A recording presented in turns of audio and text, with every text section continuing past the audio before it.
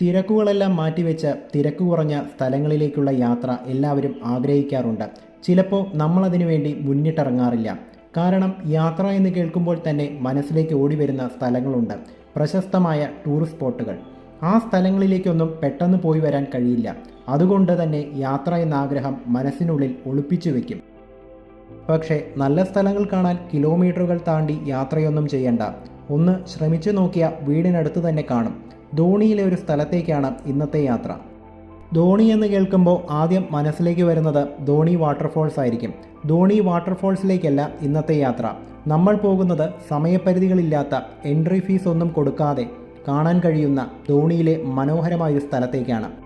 അത്രയും വീതി കുറഞ്ഞ ഒരു റോഡാണത്. എതിരെ ഒരു വണ്ടി വന്നാൽ കുറച്ച് ബുദ്ധിമുട്ടും. ധോണി വാട്ടർഫോൾസ് പോലെ തന്നെ മനോഹരമായൊരു സ്ഥലമായത്. പാലക്കാട് ടൗണിൽ നിന്ന് വെറും 8 കിലോമീറ്റർ യാത്ര ചെയ്താൽ ഈ സ്ഥലത്തെത്താൻ കഴിയും.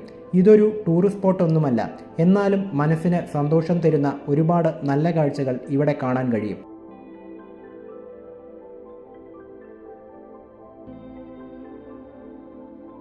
കൊടുമ്പിലും പടലിക്കാടിലുമൊക്കെ കണ്ട പോലെ പഴയൊരു അക്വാഡക്ട് ബ്രിഡ്ജ് ഇവിടെയുമുണ്ട്. ഈ പാലത്തിൻ്റെ ഫോട്ടോ കണ്ടപ്പോൾ മനസ്സിലുറപ്പിച്ചതാ ഈ സ്ഥലം എന്തായാലും നേരിട്ട് പോയി കാണണമെന്ന കാര്യം. കൊടുമ്പിലും പടലിക്കാടിലെല്ലാം കണ്ട പോലെ ഇവിടെയും ഒരു സമയം ഒരു കാറിന് മാത്രമേ ഇതിലൂടെ കടന്നു പോകാൻ കഴിയൂ. തിരക്കും ബഹളമൊന്നുമില്ലാതെ മനോഹരമായൊരു സ്ഥലം. രാവിലെ നേരത്തെ ആയതുകൊണ്ടാവാം ഇവിടെ വേറാരുമില്ല. വൈകുന്നേരങ്ങളിൽ സൺസെറ്റ് കാണാനും ആളുകൾ ഇവിടെ വരാറുണ്ട് എന്നാ അറിയാൻ കഴിഞ്ഞേ. പല ഭാഗങ്ങളിൽ നിന്നായി വന്ന് ഒത്തുചേരുന്ന അരുവികളും ചെറിയൊരു വെള്ളച്ചാട്ടത്തിന് സമാനമാണ്. ഇളം മഞ്ഞിൽ കുളിച്ച ഈ സ്ഥലം കണ്ടാസ്വദിച്ച് നിൽക്കുമ്പോൾ മനസ്സിനൊരുപാട് സന്തോഷം കിട്ടുന്നുണ്ട്. പാലക്കാടുള്ള മറ്റു പല അക്വാഡക്ട് ബ്രിഡ്ജുകളുമായി ഈ പാലത്തിന് സാമ്യം തോന്നുമെങ്കിലും ഇവിടെ നിന്നുള്ള കാഴ്ചകൾ വളരെ വ്യത്യസ്തമാണ്. ചെറിയൊരു മടിയോടുകൂടിയായിരുന്നു ഇന്ന് രാവിലെ നേരത്തെ എഴുന്നേറ്റ് ഇങ്ങോട്ട് യാത്ര തിരിച്ചത്. പക്ഷേ ഇവിടെ വന്ന ഈ മനോഹരമായ കാഴ്ചകൾ കണ്ടപ്പോൾ ആ മടിയെല്ലാം മാറിക്കിട്ടി. പുഴയിൽ നല്ല രീതിയിൽ വെള്ളമുണ്ട്. പച്ചപ്പ് പുതച്ചു നിൽക്കുന്ന ചെടികളും ഇളം മഞ്ഞിലൂടെ കടന്നുവരുന്ന സൂര്യൻ്റെ വെളിച്ചവും ഈ കാഴ്ചകളെല്ലാം ഇതുപോലെ ആസ്വദിക്കണമെങ്കിൽ നവംബർ ഡിസംബർ സമയം തന്നെയാണ് അതിനുത്തമം. പാലത്തിന് മുകളിലുള്ള കാഴ്ചകളെല്ലാം കണ്ടു കഴിഞ്ഞു. ഇനി പാലത്തിന് താഴെ വെള്ളത്തിനടുത്തേക്ക് പോവാം. പാലത്തിൻ്റെ സൈഡിലൂടെ ചെടികളും മരങ്ങൾക്കിടയിലൂടെ ചെറിയൊരു വഴി പോകുന്നുണ്ട്. അതുവഴി താഴേക്ക് ഇറങ്ങിച്ചെന്നാൽ പുഴയുടെ അടുത്തെത്താൻ പറ്റും.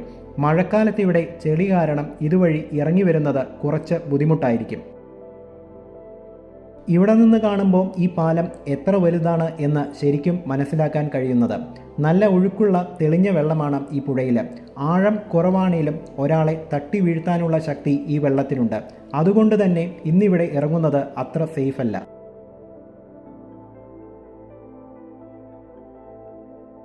പല ദിക്കുകളിൽ നിന്ന് ചെറിയ അരുവികൾ വന്ന് ചേരുന്ന സ്ഥലം കൂടിയായതുകൊണ്ട് എപ്പോൾ വേണേലും വെള്ളം കൂടാനും സാധ്യതയുണ്ട്. ഈ തണുത്ത വെള്ളത്തിൽ മുഖം കഴുകിയപ്പോൾ കിട്ടിയൊരു സുഖം പറഞ്ഞറിയിക്കാൻ കഴിയില്ല. ഇവിടെ വന്ന് വെള്ളത്തിലിറങ്ങുന്നവർ ചെറുതായൊന്ന് സൂക്ഷിക്കണം. വെള്ളത്തിനടിയിൽ പാറക്കെട്ടുകളായ കാരണം വഴുതി വീഴാൻ സാധ്യതയുണ്ട്. ഇതുപോലുള്ള സ്ഥലങ്ങൾ നമ്മുടെ നാട്ടിലുള്ളത് വലിയൊരു അനുഗ്രഹം തന്നെയാണ്. ദൂരയാത്രകൾ പോകാൻ കഴിഞ്ഞില്ലേലും ഇതുപോലുള്ള സ്ഥലങ്ങളിൽ വന്നിരുന്ന് കുറച്ച് സമയം ചിലവഴിച്ചാൽ മതി മനസ്സിന് നല്ല സന്തോഷം കിട്ടാൻ. ധോണി വാട്ടർഫോൾസിലേക്ക് വരുന്നവർക്ക് ഉറപ്പായും പരിഗണിക്കാൻ പറ്റിയ സ്ഥലമാണിത്. ഫോട്ടോഷൂട്ടുകൾക്കും ഫ്രണ്ട്സായി വന്ന് വർത്തമാനം പറഞ്ഞിരിക്കാനും അല്ലെങ്കിൽ ഇവിടെ ഒറ്റയ്ക്ക് വന്നിരുന്നാലും ഈ സ്ഥലം നമ്മളെ ബോറടിപ്പിക്കില്ല. പാലക്കാട് കണ്ട പഴയ പാലങ്ങളുടെ ലിസ്റ്റിലേക്ക് ഒരു സ്ഥലം കൂടി ഉൾപ്പെടുത്താൻ പറ്റിയതിൻ്റെ സന്തോഷം ഇന്ന് മനസ്സിലുണ്ട്. വ്യത്യസ്തമായ സ്ഥലങ്ങൾ കാണാൻ ആഗ്രഹിക്കുന്നവർ ഉറപ്പായും വന്ന് കാണേണ്ട ഒരു സ്ഥലം തന്നെയാണിത്. ഈ പാലത്തിനു ചുറ്റും പച്ചപ്പ് കൊണ്ട് നിറഞ്ഞിരിക്കുകയാണ്. മഴക്കാലത്ത് ജീവൻ വയ്ക്കുന്ന ചില തോടുകളും അരുവികളും പുഴകളെല്ലാം നമ്മുടെ നാട്ടിലുണ്ട്. അങ്ങനെയൊരു തോട് ഈ പാലത്തിനടുത്തുണ്ട്.